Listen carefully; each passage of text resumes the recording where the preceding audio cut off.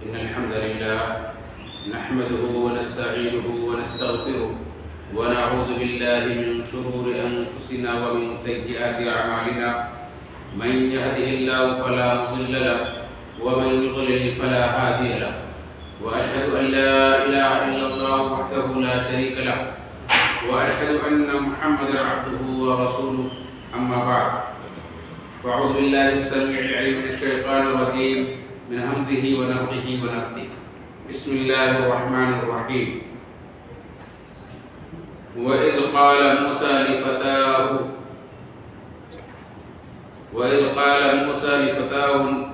لا نبرح حتى نبلغ مجمع البحرين وأمضي حقبا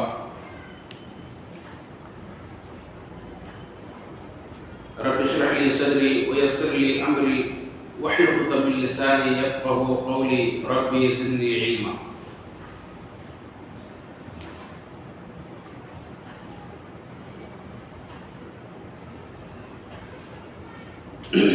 تمام قسم کی تعریف و توصیف حمد و ثنا صرف اللہ وحدہ لا شریک خالق کائنات مالک عرش و سماء کے لیے. بعد اول کی طبیعت شماد اور سلام ہو اللہ کے تمام رسول پر خصوصاً آخری نبی جناب محمد رسول اللہ صلی اللہ علیہ وآلہ وسلم. اللہ رب العالمین کا بے پناہ شکر ہے کہ اس نے ہمیں ایک بار پھر اپنی مسجد میں اپنے دین کے تذکرے کے لیے اپنی تربیت کے لیے اکٹھا کیا ہے.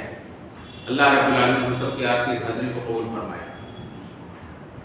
آج کے اس ہفتہ والے درس کا عنوان ہے سیرت یوشع بن نون علیہ السلام. یہ اللہ رب العالمین کے وہ نبی ہیں جن کا تذکرہ اللہ رب العالمین نے سورہ کہف کے اندر موسیٰ علیہ السلام کے ایک سفر کے تذکرے میں کیا ہے. جب موسیٰ علیہ السلام اپنے قوم میں کھڑے ہو کر نصیحت کر رہے تھے, کسی نے پوچھا سب سے بڑا عالم کون ہے, تو انہوں نے کہہ دیا کہ میں. اللہ رب العالمین کو یہ ادا پسند نہیں ہے. اللہ رب العالمین نے فرمایا کہ ایک بندہ ہے جس کو ہم نے تم سے زیادہ علم دیا ہے. تو موسیٰ علیہ السلام نے شوق ظاہر کیا کہ اللہ رب العالمین میں اس بندے سے ملنا چاہتا ہوں. تو اللہ رب العالمین نے انہیں ترکیب بدلائی کہ ایک تھیلے میں ایک مچھلی بھون کر کے رکھ لیجئے اور دو دریاؤں کے ملنے کی جگہ پر جہاں یہ مچھلی غائب ہو جائے گی وہی وہ بندہ ملے گا. تو موسیٰ علیہ السلام جب اس سفر پر نکلے تو اپنے ساتھ میں ایک نوجوان کو بھی رکھا. اسی کا تذکرہ سورہ کہف کی آیت نمبر 60 میں ہے کہ وَإِذْ قَالَ مُوسَىٰ لِفَتَاهُ, جب موسیٰ علیہ السلام نے اپنے نوجوان سے کہا کہ ہم چلتے رہیں گے برابر یہاں تک کہ دو دریاؤں کو ملنے کی جگہ پر پہنچ جائے, چاہے ہمیں ایک لمبی مدت تک چلنا پڑے. اور جب اس مقام پر پہنچے اور وہاں آرام کیا اور مچھلی وہاں غائب ہو گئی, لیکن اس نوجوان نے نہیں بتایا. پھر وہاں سے جب آگے نکلے تو پھر اپنے اس نوجوان سے مخاطب کیا اور کہا کہ وہ مچھلی لاؤ, وہ ناشتہ لاؤ جو ہم نے تھیلے میں رکھا تھا. تب انہوں نے بتایا کہ وہ مچھلی تو وہاں دریا میں چھلانگ لگا کے چلی گئی. فلما جاوزا قال فتاه آتنا غداءنا لقد لقينا من سفرنا هذا نصبا. موسیٰ علیہ السلام جب وہاں سے آگے بڑھے تو انہوں نے اپنے نوجوان سے کہا کہ لاؤ ہمارا ناشتہ لاؤ, اس سفر میں ہم بہت تھک گئے. جب جہاں انہیں پہنچنا تھا اس مقام سے آگے پہنچے سب تھکاوٹ کا احساس ہوا. تو جس نوجوان کا بار بار تذکرہ ہو رہا ہے وہ نوجوان حضرت یوشع بن نون علیہ السلام. جیسا کہ صحیح بخاری کی روایت ہے, وہ بن کعب رضی اللہ عنہ سے مروی ہے, فرماتے ہیں کہ اللہ کے رسول صلی اللہ علیہ وسلم نے فرمایا کہ موسیٰ علیہ السلام نے اپنے نوجوان اپنے خادم یعنی یوشع بن نون سے فرمایا. یہ صحیح بخاری کی حدیث نمبر 4726. تو اس طرح سے قرآن کریم کے اندر اشارتاً اور صحیح بخاری کی حدیث کے اندر وضاحتاً اس کا تذکرہ ہے کہ یوشع بن نون علیہ السلام موسیٰ علیہ السلام کے ساتھ تھے. لیکن اس وقت انہیں نبوت نہیں ملی تھی, نبوت انہیں بعد میں ملی. جس سے پتہ چلتا ہے کہ موسیٰ علیہ السلام نے اپنے جسے ساتھ میں رکھا تھا وہ کس پائے کا انسان تھا، کس پائے کا نوجوان تھا۔ انسان اپنے ساتھ میں کسی مقصد کے لیے جب نکلتا ہے، کچھ کام کرنا چاہتا ہے، کوئی اسسٹنٹ رکھتا ہے، کوئی اپنے لیے مددگار اور معاون رکھتا ہے، تو اس سے ہمیں سبق و نصیحت ملتی ہے کہ کس طرح کا رکھنا چاہیے۔ آدمی کے اپنے کامیابی کے لیے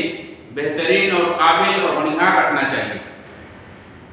یہی موسیٰ علیہ السلام نے اللہ رب العالمین نے جب فرعون کے دربار میں بھیجا تو انہوں نے اللہ رب العالمین سے دعا کی کہ اللہ، فرعون سے مجھے ڈر لگتا ہے، میری زبان میں بھی لکنت ہے اور فرعون کے یہاں میں مجرم ہوں، یہ قتل کر کے آیا ہوں، مجھے ڈر ہے کہیں قتل نہ کرتے، میری بات نہ سنیں، تو میرے بھائی کو بھی نبوت دے دے، ہارون کے ذریعے سے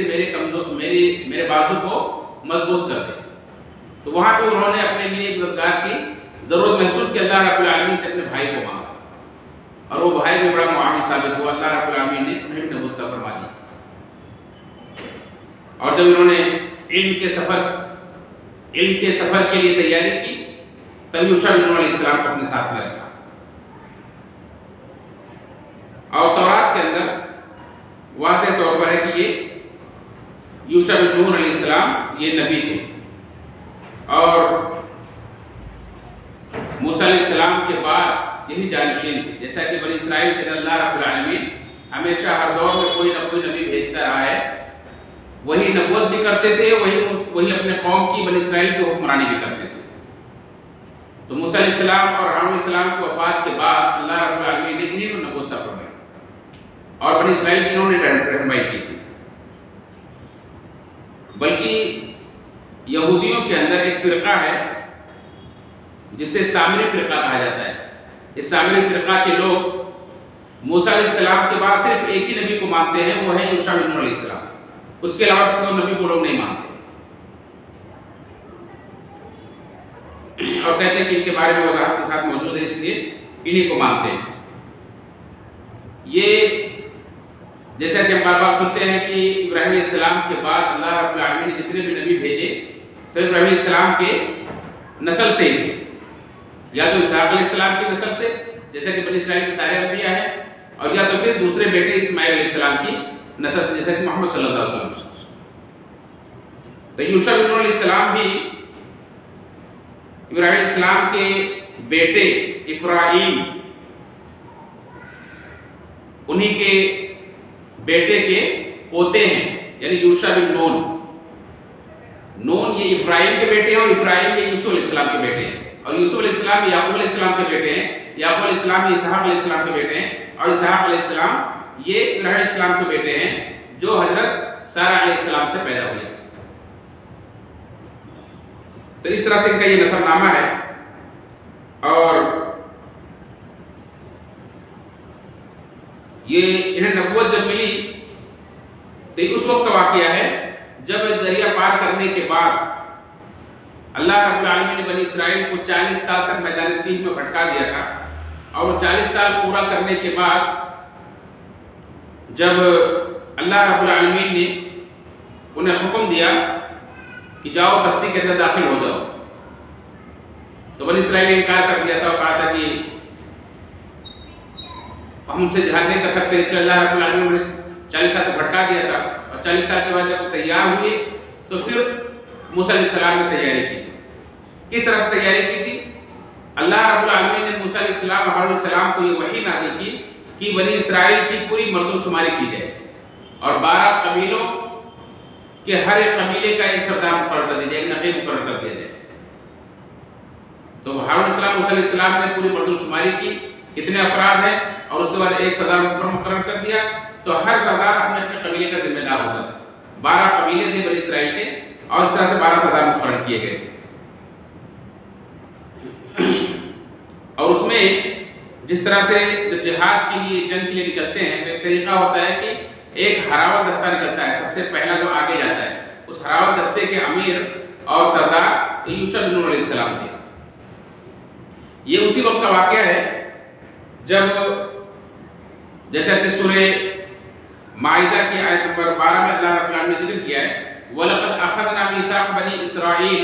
وبعثنا منهم 12 نقيبا وقال الله إني معكم لئن أقمتم الصلاة وآتيتم الزكاة وآمنتم برسلي وعزرتموه وأقرضتم الله قرضا حسنا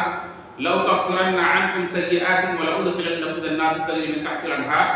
فمن كفر بعد ذلك منكم فقد ضل سواء السبيل. کہ اللہ نے بنی اسرائیل سے جو پیمان لیا اور انہی میں سے 12 سردار مقرر کیے اور اللہ تعالیٰ نے فرما دیا کہ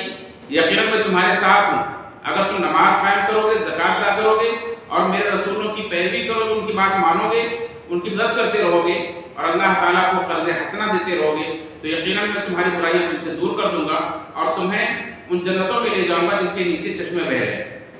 اب اس عہد و پیمان کے بعد تم میں سے جو بھی انکاری ہوگا وہ یقیناً راہ راست سے بھٹک جائے گا. تو اس کے اندر اسی وقت کا تذکرہ ہے جب جہاد کی تیاری موسیٰ علیہ السلام کر رہے تھے. اسی موقع کا ایک واقعہ صحیح بخاری کے اندر ہے موسیٰ علیہ السلام کی وفات کا کہ فرشتہ ایک انسانی شکل میں آیا اور موسیٰ علیہ السلام سے کہا کہ مجھے تمہاری جان نکالنی ہے. موسیٰ علیہ السلام تیاری میں مصروف تھے اور وہ سمجھتے تھے کہ اللہ رب العالمین نے مجھے جہاد کی تیاری کا حکم دیا ہے لہذا یہ بیت المقدس میرے ذریعے ہی فتح ہوگا.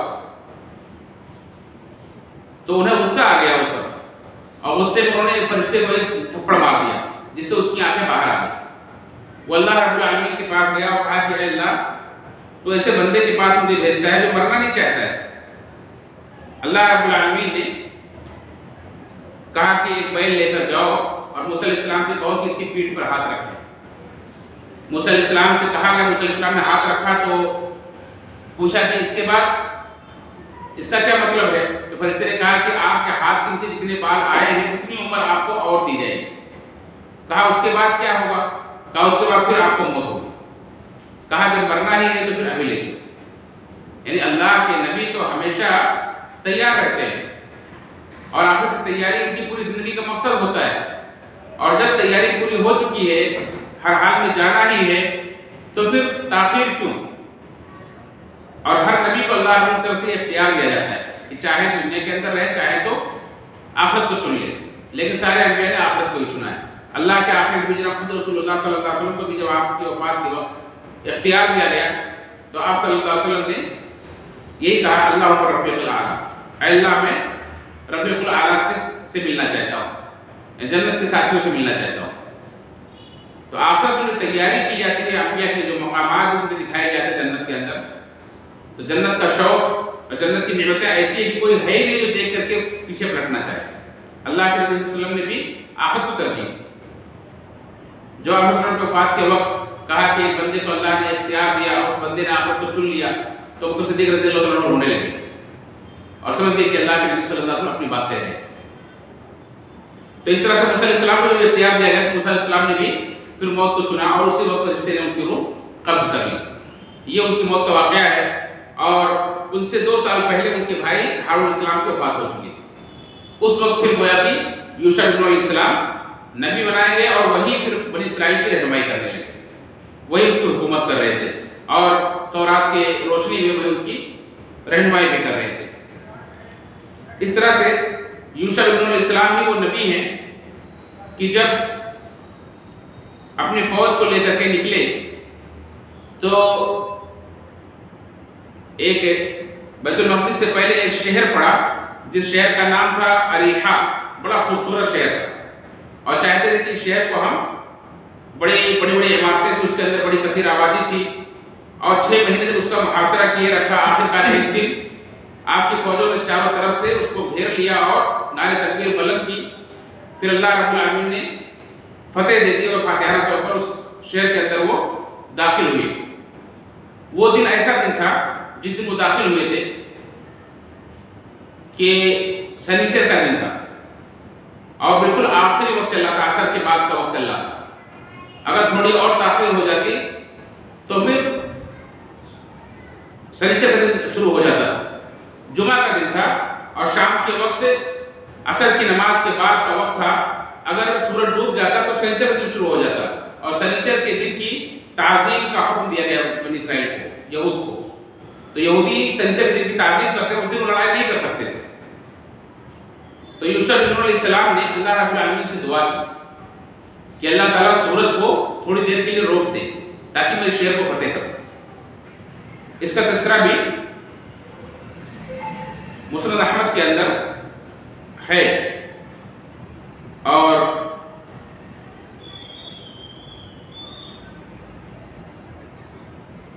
اللہ کے نبی صلی اللہ علیہ وسلم نے فرمایا کہ سورج کسی انسان کے لیے نہیں روکا گیا، صرف یوشع کے لیے روکا گیا جب انہوں نے بیت المقدس کی طرف سفر کیا تھا۔ اور اس کی تفصیل یہ ہے کہ کس طرح سے انہوں نے سفر کیا تھا۔ مسند احمد کے اندر دوسری روایت کے اندر اور صحیح مسلم کے اندر بھی اس کا تذکرہ ہے کہ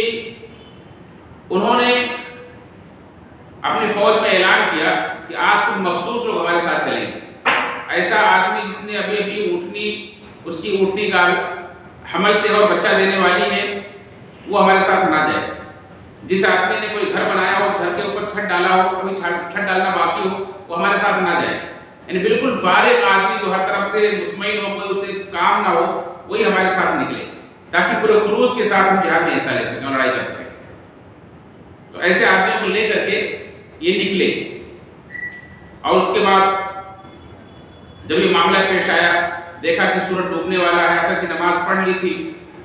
یا اس کے قریب عصر کے بعد کا وقت تھا،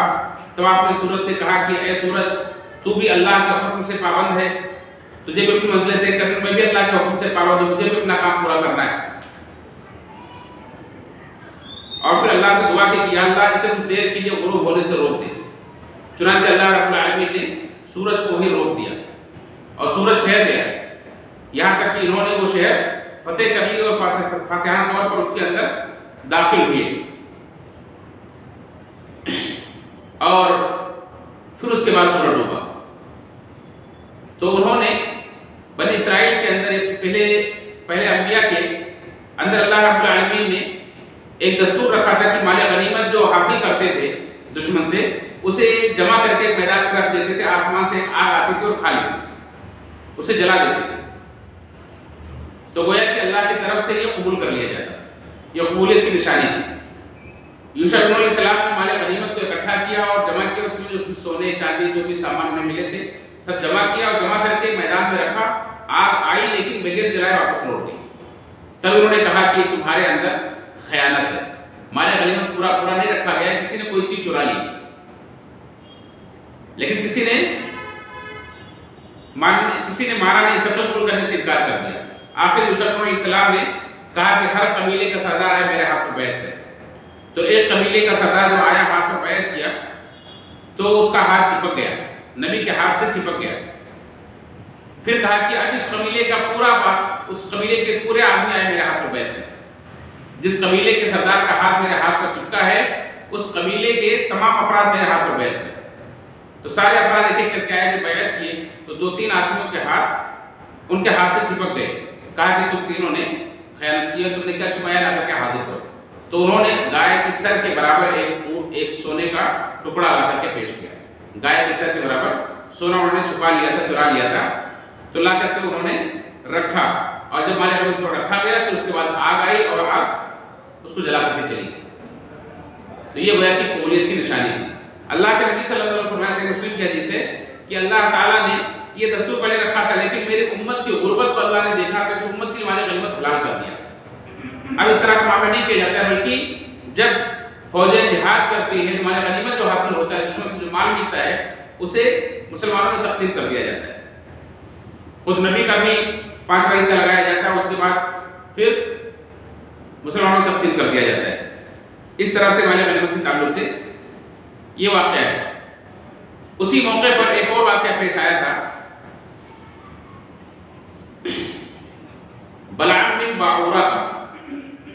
بلعام بن بعر یا بلعام بن ابر یا اس طرح سے اس کا ایک نام بلعام بن باعورہ بھی بتایا گیا ہے، یہی زیادہ مشہور ہے، جس کا تذکرہ اللہ رب العالمین نے سورہ اعراف کی آیت نمبر 175 سے 177 کے اندر کیا ہے۔ یہ بنی اسرائیل کا ایک بڑا عادل شخص تھا، لیکن اور اللہ رب العالمین نے اسے خاص علم دیا تھا، یعنی اللہ رب العالمین کا اس میں اعظم یہ جانتا تھا، اس کے ذریعے سے اس کی ہر دعا قبول ہوتی تھی، جو بھی دعا کرتا تھا ہر دعا قبول ہوتی تھی، لیکن اس نے دنیا کو ترجیح دی، اس کا صحیح استعمال نہیں کیا، جیسے کہ اللہ نے ذکر کیا ہے وَاتْلُ عَلَيْهِمْ نَبَأَ الَّذِي آتَيْنَاهُ آيَاتِنَا، کہ اس شخص کا حال ان کو پڑھ کر سنا دو جس کو ہم نے اپنی آیتیں عطا کی تھی، فانسلخ منہا، تو ان سے بالکل نکل گیا، فاتبعہ الشیطان، تو شیطان نے اس کو اپنے پیچھے لگا لیا، فکان من الغاوین، تو یہ گمراہ ہو گیا، ولو شئنا لرفعناه بها، اگر ہم چاہتے تو ان آیتوں کی بدولت اسے ایک بلند درجہ عطا کرتے، ولکنہ اخلد الی الارض واتبع هواه، لیکن اس نے زمین پر ہمیشگی اختیار کیا، یعنی زمین کی دنیا کی زندگی کو اس نے ترجیح دی، واتبع هواه، اور اس نے اپنے خواہشات کی پیروی کی، اپنے نفس کے پیچھے چلنے لگا،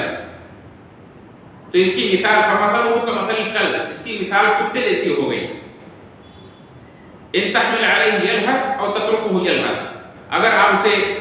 دوڑائیں تو بھی ہانپتا زبان نکالے رہتا ہے، اگر اسے آپ چھوڑ دیں تو بھی زبان نکالے رہتا ہے۔ تو دنیا کی چاہنے والے کی ایک بری مثال ہے۔ اللہ نے فرمایا ذالک مثل القوم الذین کذبوا بآیاتنا، یہ اس قوم کی مثال جس نے ہماری آیتوں کو جھٹلا دیا، فقصص القصص لعلہم یتفکرون، تو آپ یہ واقعات بیان کیجئے تاکہ غور و فکر کرنے والے غور و فکر کریں۔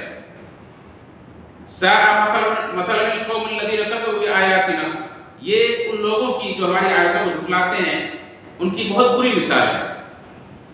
وَأَنفُسُهُمْ، اور اپنی آیتوں کو جھٹلاتے ہیں، وَأَنفُسَهُمْ كَانُوا يَظْلِمُونَ، اور اپنے نفسوں پر یہ لوگ ظلم کرتے ہیں۔ مفسرین کہتے ہیں، جیسا کہ ابن عباس رضی اللہ تعالیٰ عنہ اور دیگر مفسرین نے کہا ہے کہ ان آیتوں کے اندر بلعام بن باعورہ کا واقعہ بیان کیا گیا ہے۔ ابھی بلعام بن باعورہ کون تھا، اس کے تعلق سے دو باتیں بتائی جاتی ہیں۔ ایک تو یہ کہ بنی اسرائیل ہی کا ایک فرد تھا جس کو اللہ تعالیٰ نے اس میں اعظم دیا تھا، اور موسیٰ علیہ السلام نے اسے یمن کی طرف بھیجا تھا دعوت و تبلیغ کے لیے کہ جائے وہاں نصیحت کرے لوگوں کو، لیکن جب وہاں کے بادشاہ نے اسے بہت سا مال و اسباب دیا، اسے لالچ دی، تو یہ لالچ میں آ گیا اور اس نے کیا کیا، دعوت کا کام چھوڑ دیا، دین چھوڑ کر کے انہی کا ہم نوا بن گیا اور انہی کی جیسا ہو گیا، ظالموں کے ساتھ رہنے لگا۔ اور ایک قول یہ ہے کہ یہ اسی قوم کا رہنے والا تھا جس قوم سے موسیٰ علیہ السلام جہاد کر رہے تھے، جس سے جہاد کرنے کے لیے جب بنی اسرائیل کو ابھارا گیا تھا تو بنی اسرائیل نے کہا تھا کہ اے موسیٰ علیہ السلام آپ اور آپ پر جا کر کے لڑو، اس میں جبار لوگ رہتے ہیں، ہم نہیں جائیں گے اسے لڑنے کے لیے، اگر وہ وہاں سے نکل جاتے ہیں تو ہم جائیں گے، وہاں داخل ہوں گے۔ تو یہ اسی قوم کا ایک فرد تھا۔ جب موسیٰ علیہ السلام اپنی فوج لے کر کے اس کے قریب پہنچے اور قوم کے لوگوں نے دیکھا کہ موسیٰ علیہ السلام سے مقابلے کے ہمارے اندر طاقت نہیں ہے، تو اس شخص کے پاس آئے، اس کے خاندان والے، اس کے قبیلے والے، اور سب اس سے سفارش کرنے لگے کہ آپ موسیٰ علیہ السلام کے خلاف بدعا کر دیجیے۔ تو اس نے کہا کہ یہ کام کیسے کر سکتا ہوں میں، موسیٰ علیہ السلام اللہ کے نبی ہیں، ان کے ساتھ مومنوں کی جماعت ہے، ان کے ساتھ فرشتے ہیں، ان کے حق میں کچھ نہیں کر سکتا ہوں۔ لیکن لوگوں نے اسے لالچ کی، اس سے گریہ وزاری کی، اس سے منت سماجت کی، کہا کہ نہیں آپ کچھ بھی کریں ورنہ وہ طاقتور لوگ ہیں وہ ہمیں برباد کر دیں گے اور غلام بنا لیں گے۔ خیر اس نے کہا کہ ٹھیک ہے، اس کے پاس ایک گدھی تھی، اس گدھی پر سوار ہو کر کے یہ خسفان نامی پہاڑ کے اوپر گیا تاکہ وہاں سے موسیٰ علیہ السلام کو دیکھ کر کے ان کے اوپر بددعا کرے۔ جب اس کی گدھی وہاں قریب میں پہنچی تو بیٹھ گئی، آگے چلنے سے ان سے انکار کر دیا، لیکن اس نے مارا پیٹا، پھر وہ کھڑی ہو گئی، لیکن پھر تھوڑے دو قدم چل کے پھر بیٹھ گئی، پھر اس نے مارا پیٹا، پھر وہ کھڑی ہو گئی۔ آخر تیسری بار جب وہ کھڑی ہوئی تو اس نے اللہ کے حکم سے بات کی۔ اس گدھے نے کہا کہ اے خبیث، تو دیکھتا نہیں ہے کہ سامنے اللہ کے نبی ہیں، ان کے ساتھ فرشتے ہیں جن کے ذریعے سے میرا راستہ روکا جا رہا ہے، پھر بھی تو زبردستی مجھے لے کے جا رہا ہے، میں کیسے جا سکتی ہوں؟ خیر اس نے کسی بھی طرح سے اس پہاڑی کے اوپر چڑھ کر کے موسیٰ علیہ السلام پر بددعا کی، لیکن اللہ رب العالمین کا کرنا ایسا ہوا کہ اللہ رب العالمین نے اس کی زبان کو پھیر دیا اور پلٹ دیا۔ جب یہ موسیٰ علیہ السلام ان کے قوم پر بددعا کرتا تو وہ دعا بن جاتی تھی، یعنی کہنا چاہتا تھا کہ اللہ موسیٰ علیہ السلام کو ان کی فوج کو ہلاک کر دے، تو اس کے منہ سے الٹا نکلتا تھا کہ اللہ موسیٰ علیہ السلام کو کامیاب کر دے۔ اور جب اپنی قوم کے لیے دعا کرتا تھا کہ اللہ میری قوم کو کامیاب کر دے، تو بددعا نکلتی تھی کہ اللہ میری قوم کو ہلاک کر دے۔ قوم کے لوگ پریشان ہوئے، انہوں نے کہا کہ یہ تو کیا کر رہا ہے، موسیٰ علیہ السلام کے لیے دعا کر رہا ہے اور ہمارے لیے بددعا کر رہا ہے۔ اس نے کہا کہ میں کچھ نہیں کر سکتا، میرا بس نہیں چل رہا ہے، میں تو کہنا کچھ اور چاہتا ہوں لیکن میری زبان سے کچھ اور نکلتا ہے۔ اس طرح سے کافی پریشان ہوا، یہاں تک کہ اللہ رب العالمین کے حکم سے اس کی زبان نکل کر کے باہر اس کے سینے تک آ گئی، لیکن وہ خبیث پھر بھی باز نہیں آیا۔ اس نے کہا کہ اب میں ان کے خلاف بددعا نہیں کر سکتا، میری دعا تمہارے کو قبول نہیں کی جا سکتی، لیکن ایک ترکیب ہے، وہ ترکیب یہ ہے کہ تم اپنے عورتوں کو سجا سنوار کر کے ان کی فوج کے اندر بھیج دو، کچھ بیچنے کے بہانے ان کی فوج کے اندر بھیج دو، اگر ان میں سے ایک آدمی نے بھی بدکاری کر لی، زنا کر لیا، تو وہ خود ہی ہلاک کر دیے جائیں گے۔ آخر لوگوں نے اس کے طریقے پر عمل کیا، اس کی ترکیب پر اپنے آپ بچانے کے لیے، اپنی جان بچانے کے لیے یہ ترکیب اپنائی اور قوم کی پوری عورتوں کو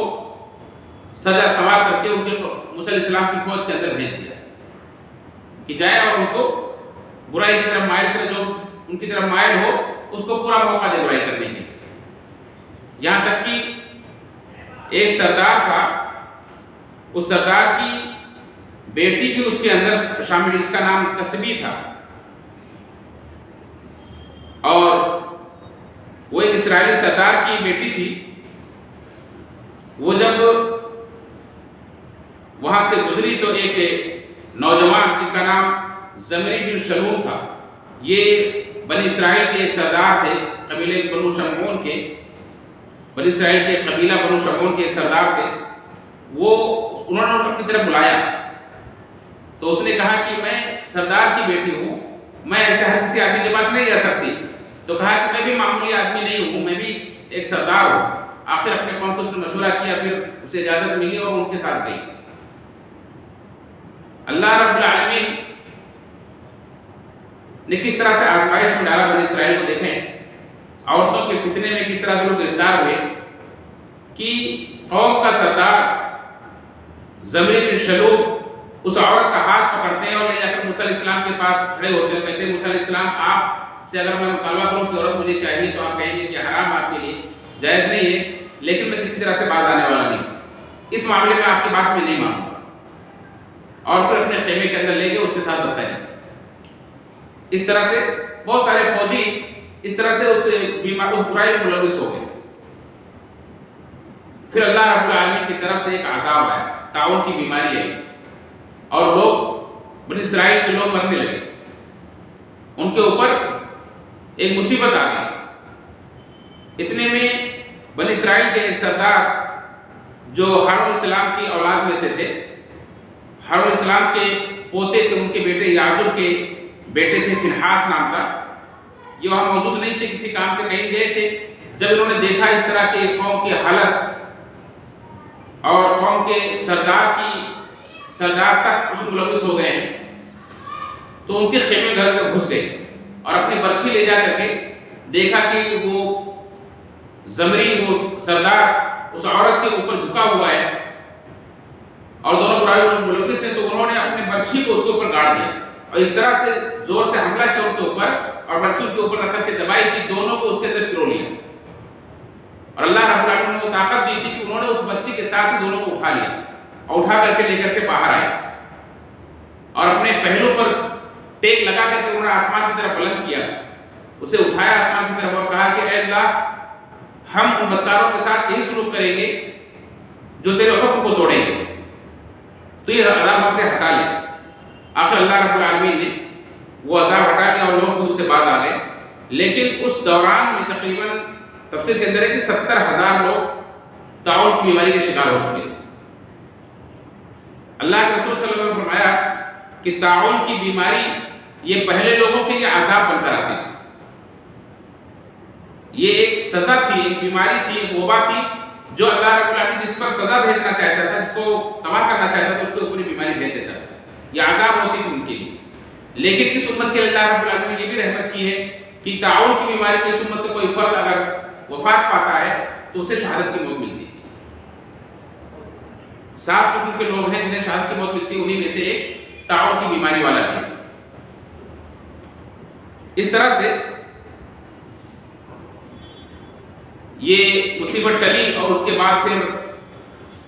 یوشع بن نون علیہ السلام اپنی فوج کو لے کر کے آگے بڑھے اور جہاد کیا انہوں نے اور فتح کیا۔ فتح کرنے کے بعد اللہ رب العالمین کا حکم یہ تھا کہ جب شہر میں داخل ہوں تو سجدہ کرتے ہوئے داخل ہوں۔ سورہ بقرہ کے اندر، سورہ اعراف کے اندر اللہ رب العالمین نے اس کا تذکرہ کیا ہے کہ وَإِذْ قُلْنَا ادْخُلُوا هَٰذِهِ الْقَرْيَةَ فَكُلُوا مِنْهَا حَيْثُ شِئْتُمْ رَغَدًا وَادْخُلُوا الْبَابَ سُجَّدًا وَقُولُوا حِطَّةٌ، کہ ہم نے کہا کہ اس بستی میں داخل ہو جاؤ، جہاں سے جو چاہو کھاؤ پیو اور تم سجدہ کرتے ہوئے داخل ہو۔ وَادْخُلُوا الْبَابَ سُجَّدًا، اس دروازے کے اندر جب داخل ہونا تو سجدہ کرتے ہوئے داخل ہونا۔ وَقُولُوا حِطَّةٌ، اور حِطَّةٌ کہتے ہوئے داخل ہونا۔ حِطَّةٌ کا مطلب ہے کہ اللہ ہمارے گناہوں کو مٹا دے، ہمارے گناہوں کو معاف کر دے۔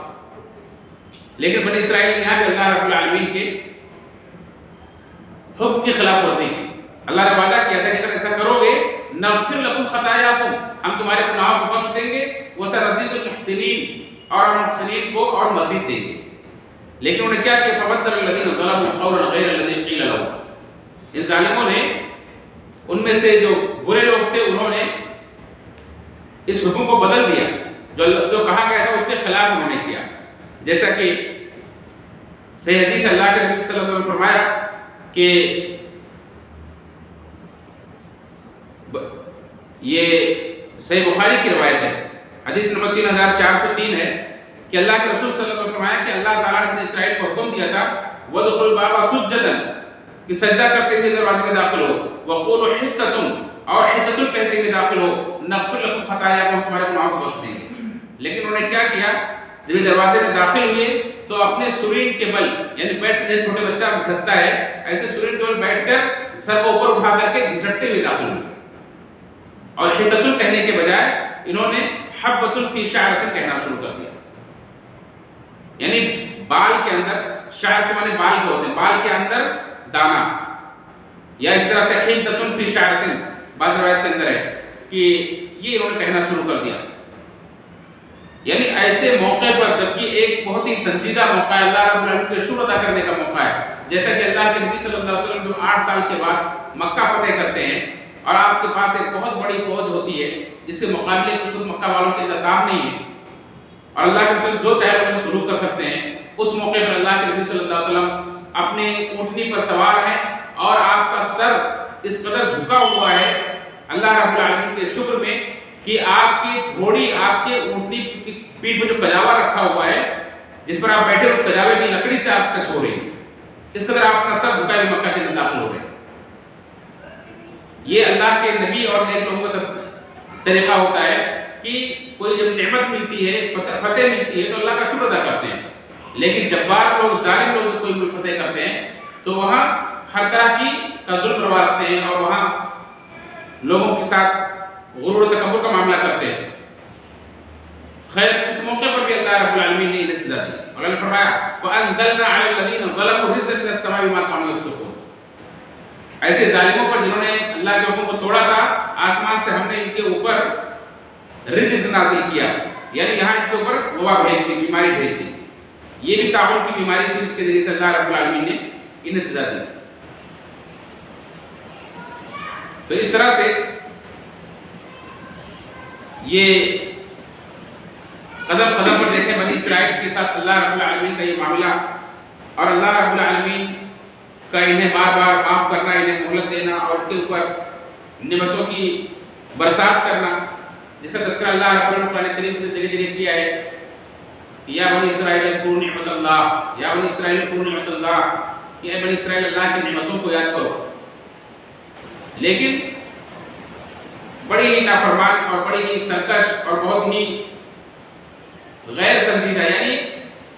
ہر معاملے کو الٹنے اور مخالفت کرنے اور مذاق اڑانے کے لیے یہ لوگ پیش رہنے والے لوگ، یہی طریقہ ان کا آج بھی ہے۔ اللہ کے رسول کے زمانے میں اللہ کے نبی صلی اللہ علیہ وسلم کو بھی طرح طرح سے یہی لوگ پریشان کرتے تھے، حالانکہ یہ اللہ کی کتاب رکھتے تھے اور چاہیے یہ تھا کہ یہ پہلے ایمان لائے،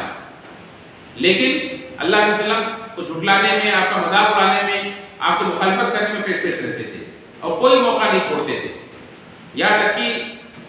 مخاطب بھی کرنا ہوتا تھا تو ایسے الفاظ سے کرتے تھے کہ اس کے اندر بے ادبی جھلکتی تھی. اسی لیے اللہ رب العالمین نے قرآن کریم میں سورہ بقرہ کے اندر منع فرما دیا مومنوں کو کہ یہ یہودی جو اللہ کے رسول کو پکارتے تھے، کہتے تھے یا محمد راعنا، راعنا یعنی ہم پر ہماری طرف توجہ ہو جائیے، ہماری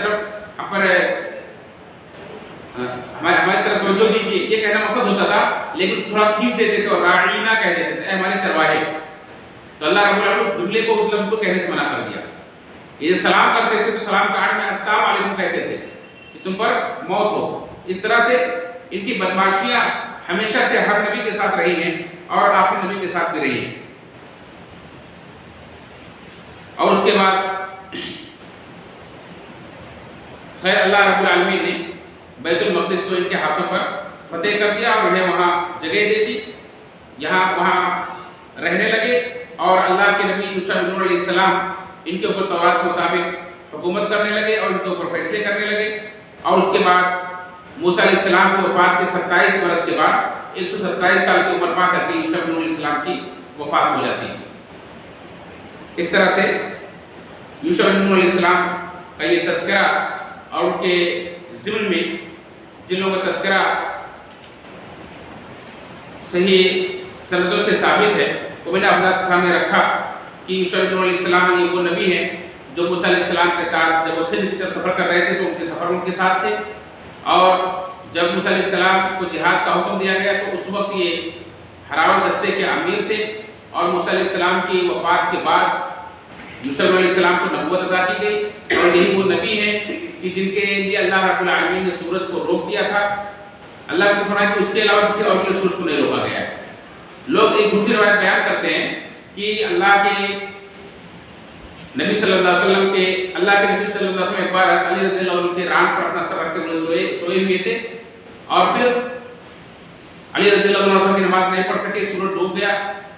تو انہوں نے اللہ سے درخواست کی کہ آپ دعا کیجیے سورج پلٹ آئے. آپ نے دعا کی پھر سورج پلٹ آیا، لیکن روایت صحیح نہیں. یہ بڑی بھی روایت ہے، جھوٹی روایت ہے جو حدیث مطلب کتاب کے اندر نہیں ہے اور یہ شیعہ حضرات بیان کرتے ہیں. حضرت علی رضی اللہ عنہ کی منقبت میں یہ صحیح واقعہ نہیں ہے.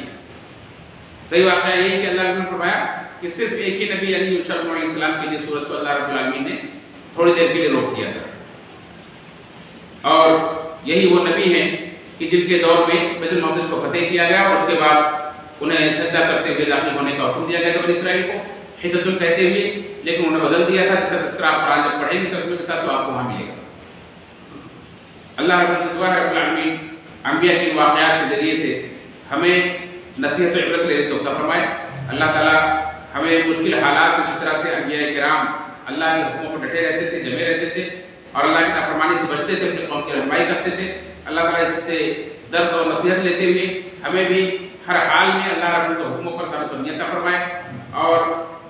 اپنے اہل و عیال اپنے آنے والی نسلوں کی اسلامی تربیت کی توفیق نصیب فرمائے. آمین تقبل یا رب العالمین.